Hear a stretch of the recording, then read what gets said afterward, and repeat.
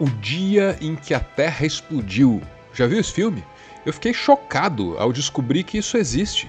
Porque isso aqui é um filme dos Looney Tunes. Os Looney Tunes estão por aí desde 1930. E até hoje eles não tinham um filme de animação propriamente dito. Quer dizer, mais ou menos, né? Porque o que havia antes eram compilações de animações curtas que foram exibidas nos cinemas. Mas um longa 100% animado, feito para o cinema e com uma história original, isso não existia. Entre a chegada dos Looney Tunes e o primeiro filme desses personagens, muita coisa mudou. Veio a TV, a internet, a animação 3D, a inteligência artificial, porque os Looney Tunes são mais velhos que a venda dos antibióticos nas farmácias. Demorou 95 anos para fazerem um longa-metragem dos Looney Tunes. E aí quando finalmente fizeram um filme deles, eu não fiquei sabendo. Não sei nem como isso é possível, porque o filme é ótimo. É tudo e mais um pouco que alguém pode querer de um filme com o Gaguinho e o Patolino. Como esse filme foi passar batido? A resposta para isso é quase tão interessante quanto o filme, viu? E olha que o filme é bom. Eu sou o Arvro e eu gosto de animação 2D. Tô cansado aí desse mundo em que todo mundo quer ser a Pixar. Estamos todos, Arvro, estamos todos. O Dia em que a Terra Explodiu tem um respeito muito profundo pelos personagens antigos que coloca na tela e também pela animação 2D tradicional. O diretor é um cara chamado Pete Braungart. Ele é conhecido pelo titio avô, já tinha trabalhado nos curtas dos Looney Tunes que foram disponibilizados pela HBO Max. E ele tinha se saído bem nessa tarefa, porque conseguiu modernizar aquelas animações antigas sem descartar toda a identidade que elas têm. Então provavelmente a Warner, que é a dona desses personagens, jamais iria achar lá no LinkedIn um currículo melhor que o dele. E toda a equipe criativa parece ter trabalhado com muita paixão nesse filme. O Dia em que a Terra Explodiu não é um filme longo, tem uns 90 minutos, mas durante todo esse tempo o que dá para notar é uma certa coerência, uma sintonia muito especial entre o roteiro e a animação. Essa sintonia, que é o ponto mais forte do filme, é difícil de explicar sem dar spoiler, mas eu vou tentar o meu melhor. Talvez você já tenha notado que no mundo dos Looney Tunes, as regras da física, elas são meio instáveis, né? Podem mudar a qualquer momento. Às vezes a gravidade funciona de um jeito, às vezes funciona de outro, às vezes as coisas são duras, às vezes são flexíveis demais. E nessas animações é como se a física não obedecesse exatamente às leis de Newton. É muito mais como se a física obedecesse regras estabelecidas pelo Congresso Nacional do Brasil. Regras que podem mudar a qualquer momento conforme a conveniência. Sabe como?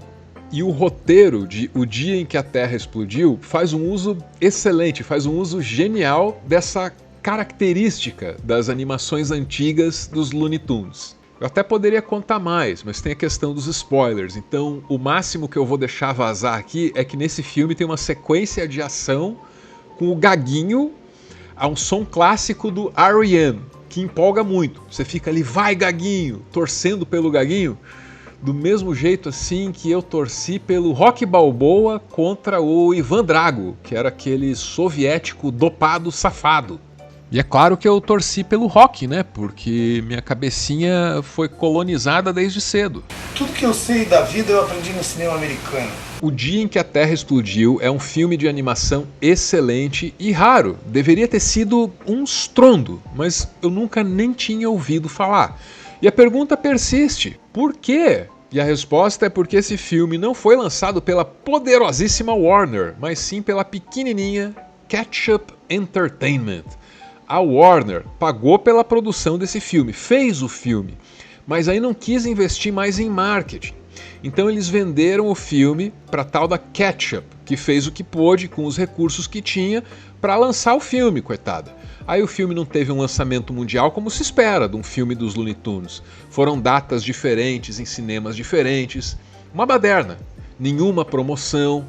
E a hesitação da Warner em lançar esse filme, ela mesma, está relacionada a um caso parecido, Coyote vs Acme. Um filme que deveria ter sido lançado já, viu? Mas não foi. É que eles preferiram segurar o lançamento num esquema assim muito próximo de uma fraude tributária. Mas agora finalmente marcaram o lançamento e nesse filme o Coiote vai processar a Acme por todas aquelas bugigangas que nunca serviram para pegar papaléguas nenhum. A história por trás desse filme do Coiote é até meio revoltante, viu? E eu quero endereçar isso aqui. Antes, para encerrar com o Gaguinho e com o Patolino, saiba que esse filme, recomendadíssimo, já está disponível aí pelas plataformas de streaming. E falando em plataforma, um breve parêntese.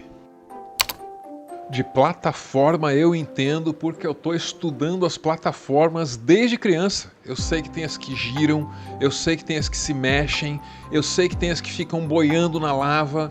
E as plataformas de streaming também não são todas iguais. Tinha uma que tinha um precinho bem razoável e eu podia deixar essa plataforma logada em tudo quanto é aparelho. Aí o preço subiu e ainda colocaram uma limitação para onde eu posso deixar minha conta logada.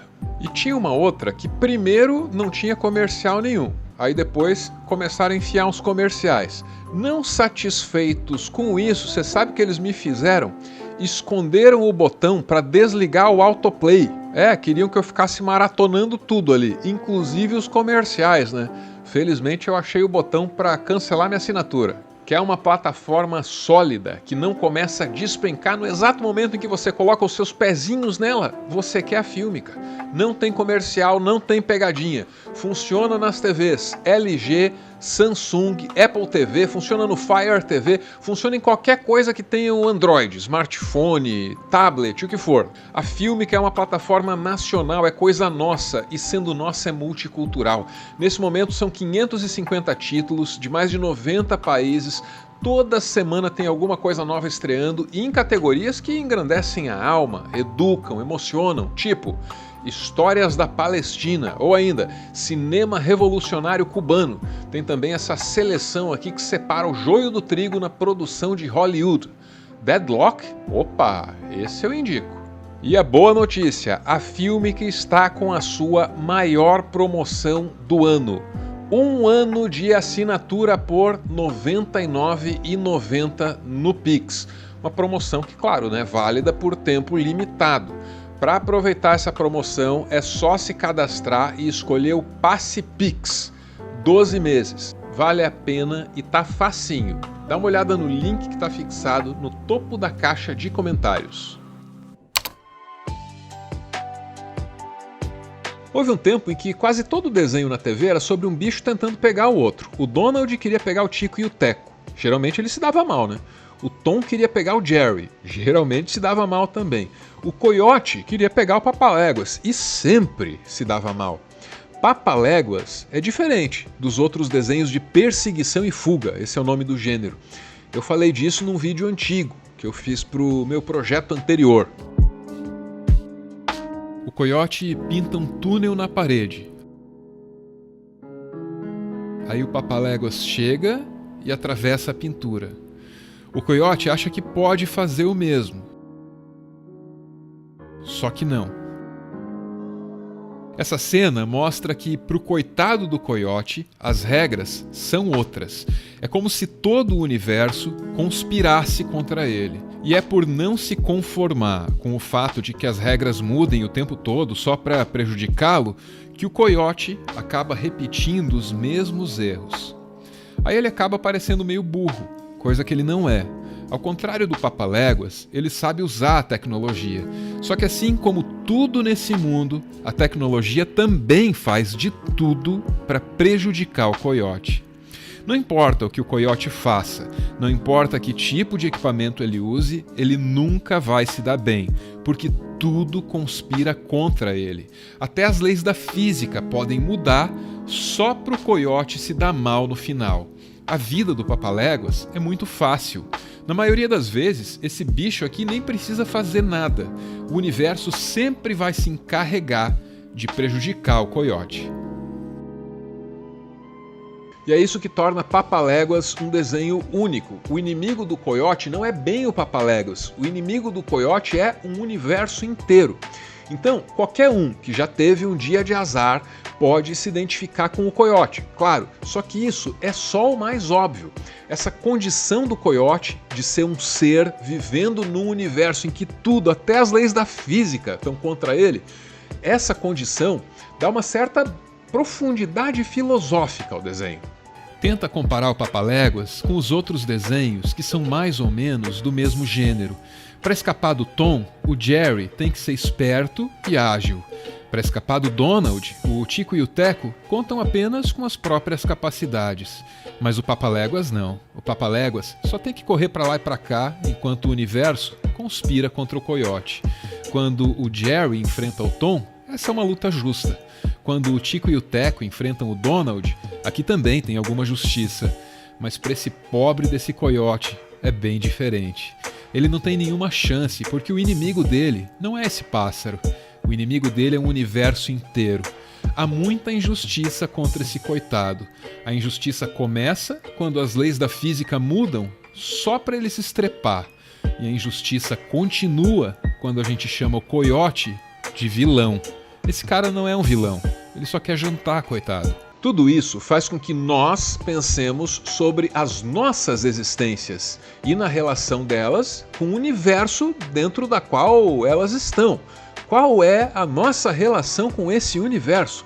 E aí 3 hipóteses podem ser colocadas. A primeira e a mais provável é de que o universo seja indiferente a você. Ele não quer te fazer bem, não quer te fazer mal, ele nem ao menos quer, não te nota. A segunda hipótese é de que o universo esteja consciente da sua existência e queira o melhor para você, queira te beneficiar. A terceira é o inverso. O universo nota a sua existência, sabe que você está aí e quer fazer de tudo para te prejudicar. O Papaléguas vive a segunda hipótese. O coiote sobrevive, coitado, diante da terceira. Não deve ser fácil, né? E é por isso que eu sou o segundo maior fã do coiote. O primeiro é um cara que se chama Michael Barrier. Agora, quem é Michael Barrier? Um estudioso da história da animação. Ele escreveu esse livro e ele é um fã do coiote. Numa entrevista recente num programa de rádio, ele explicou que a graça desse desenho é confirmar a visão paranoica de que o universo inteiro quer nos fazer mal. Essa visão pode parecer negativa, mas ela também faz bem para nossa vaidade. Right. Oh yeah. No, he's chasing the Roadrunner, but the universe is his opponent. Absolutely. And that's kind of what makes the coyote seem so human. He's in that situation that all of us feel like we're in sometimes. Like the very laws of physics are against us. Yeah. You can't be human and not feel that way. On the other hand, even though the universe is screwing you, at least it's noticing you. It's kind of flattering in a way. It's totally flattering, yeah. And this, Mike says, is why the cartoon works. Like on the one hand, it confirms our paranoias, and on the other, it kind of plays to our vanity. Considere tudo isso no momento em que você recebe a notícia de que o coiote vai processar a Acme, porque as máquinas da Acme não funcionam. Essa é a premissa de Coiote versus Acme. Será que a Acme deve ser considerada culpada? Porque não é só a bugiganga da Acme que prejudica o coiote. Até a gravidade faz a mesma coisa. A tecnologia é só uma parte desse universo que conspira contra o coiote o tempo todo. Então, como é que um tribunal poderia decidir uma questão dessas, sem se lançar num abismo filosófico de algum tipo? Como decidir sobre a responsabilidade da Acme, sem especular sobre a natureza de uma realidade feita sob medida para prejudicar um único ser? Eu vejo na premissa de Coiote versus Acme potencial para ser um dos filmes jurídicos mais importantes de todos os tempos, superando clássicos como 12 Homens e uma Sentença e também O Sol é para Todos. E o filme já existe, né? Tá pronto desde 2022. Eu só não posso assistir, ninguém pode. E por quê? O caso é complicado, mas simplificando a coisa fica mais ou menos assim. A Warner fez o filme, um misto de animação e live action. Um elenco bem legal, tem até o John Cena. E gastaram uns 70 milhões de dólares nesse filme. Eles precisariam gastar uma outra quantia parecida com essa, em marketing, para divulgar o filme direitinho. Mas aí eles preferiram não lançar o filme. E sem lançar o filme, eles disseram para o governo que tiveram 70 milhões de dólares em prejuízo. Nos Estados Unidos, a indústria do cinema ganha uma ajuda fortíssima do Estado. que leva o soft power a sério, né? Então, quando um filme dá prejuízo, o Estado ajuda, dando um desconto nos impostos do estúdio. E não é pouco desconto, não. Nesse caso aí, foi coisa de uns 30 milhões de dólares. Aí o que a Warner fez? Primeiro, aproveitou esse alívio fiscal, ganhou desconto nos impostos. Depois, guardou o filme na gaveta. Esperou a poeira baixar e agora está fazendo o quê? Está vendendo o filme para aquela mesmíssima Ketchup Entertainment. Aqui nos deu o dia em que a Terra explodiu. Coyote vs Acme tem lançamento previsto para agosto de 2026.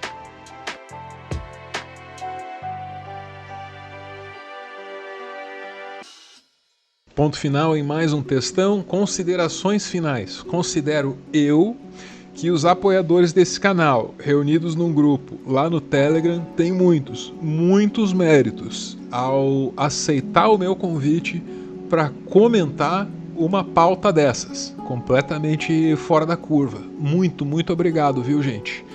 Eis o PS, também chamado de finalzinho. Cogite você apoiar esse canal e fazer parte aqui do nosso grupo. Se o Coyote estiver no Brasil, né, ele vai tentar entrar em contato com o WhatsApp da Acme. A IA do WhatsApp da Acme não tem a opção, né, da reclamação que ele quer. Então ele vai tentar achar o telefone, vai demorar, aí, com muito custo ele vai conseguir achar o telefone da Acme, vai ligar para lá, né. A IA do telefone também não vai ter a opção que ele precisa para reclamar. Então ele vai ficar na fila para o atendimento humano. Depois de uns 15 minutos na fila do primeiro atendimento humano, aquele atendente humano não tem aquela opção que ele precisa, ele vai passar para o outro atendimento humano, ele vai esperar mais uns 5 minutos, onde ele vai ser atendido, ele vai reclamar tudo que ele pode reclamar, o atendente vai falar assim, olha, vou registrar a sua reclamação, caso a ligação caia, em 5 minutos eu te retorno. A ligação cai e ninguém mais retorna para o Coyote. Toda a dificuldade, a canseira, os demônios com que o Coyote convive são absolutamente ausentes no horizonte do Papaléguas, né? Porque ele é principalmente um sujeito de boa fé, né? Eu ia falar um sujeito de sorte, mas ele é um sujeito de boa fé que vê e espalha tranquilidade, eu diria, coisa que o Coyote não consegue também digerir. Então, o que ele busca, na verdade, eu acho, não é pegar e estrangular o Papaléguas, né? Mas talvez fugir de si mesmo. Eu digo que o meu amigo Coyote não tem a menor chance de vencer o universo. Afinal, o nome desse universo é Acme. Grande beijo, Álvaro. Depois do final, o finalzinho. Depois do finalzinho, o finalzinho, aqueles últimos segundos em que eu te conto que uma vez o Gaguinho estava procurando um hotel. Aí achou um lá que custava assim centavos, né? E o dono ou atendente, vai saber, era o Patolino. Aí o Gaguinho se hospeda e o Patolino coloca um rato no quarto do Gaguinho. O Gaguinho pega o telefone, ô Patolino, me livra desse rato aqui. E o Patolino fala, pra já. E manda pro quarto do Gaguinho um gato. Só que ele cobra, né? Cobra lá $5 pra pôr o gato. Aí o Gaguinho fica lá com o gato e percebe que tem que se livrar do gato também. Aí ele pega o telefone e fala, Patolino, me livra do gato, por favor. E o Patolino fala, claro, tô indo aí. E o Patolino cobra $10 para livrar o Gaguinho do gato. E usa um cachorro. Aí o Gaguinho fica lá com o cachorro, parece que tá tudo bem, né? Mas não. Logo o cachorro começa ali a espancar o Gaguinho, rapaz. E o Gaguinho pega o telefone de novo. Ô Patolino, me livra do cachorro. E o Patolino de novo, né? Sempre presente, sempre solícito. Claro, dando um jeito nisso. E coloca um leão no quarto do Gaguinho. Cobra dinheiros de novo, claro, né? Mas coloca um leão no quarto do Gaguinho. Aí o Gaguinho tá ali com um problema agora com o leão. E liga de novo pro Patolino. Patolino, me livra do leão. E o Patolino fala, claro que eu te livro do leão. Patolino cobra de novo e traz um elefante para dar um jeito no leão.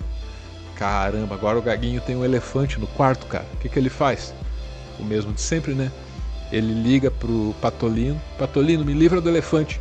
E o Patolino traz um rato. Um rato. E assim o Gaguinho, mesmo não sendo um Simpson, conseguiu prever o Airbnb. Muito obrigado por me ouvir até aqui. Um beijo.